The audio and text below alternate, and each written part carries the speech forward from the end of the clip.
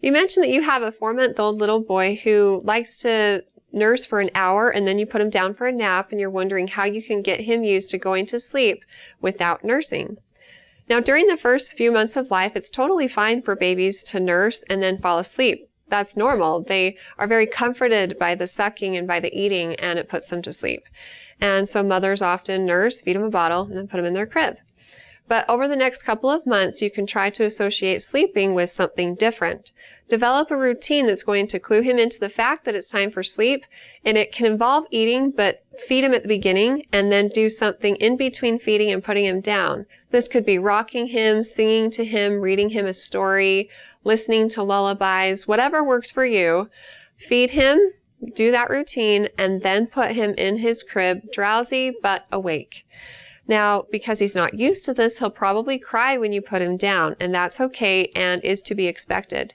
Just give it about 5 or 10 minutes before you go in and check on him, and slowly increase the amount of time you wait before you go check on him. Like the first time you might wait 5 or 10 minutes. The second time you might wait 10 to 15. The third time might be 20 minutes.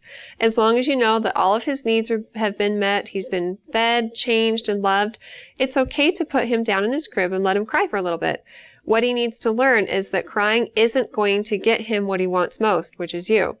So basically, this is a more graduated approach to sleep training, or crying it out. And if you're persistent and consistent about it for about a week's time, then he'll learn how to go to sleep without help from you. Now, one other thought I had for you is that there's 2 types of sucking.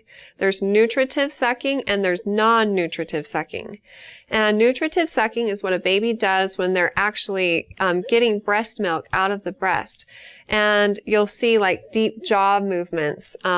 But when they're doing non-nutritive sucking, it's more just like, it kind of looks like they're nibbling. They kind of go over and over again.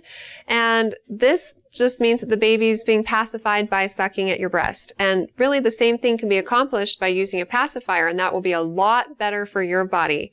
So your baby probably isn't nursing for an hour, he's just being comforted for an hour. So let the initial letdowns happen when he's rhythmically sucking and swallowing, and then afterwards, if you just notice like those little nibbly type of sucks, then take him off and try a binky or put him in his crib and see if he'll go to sleep.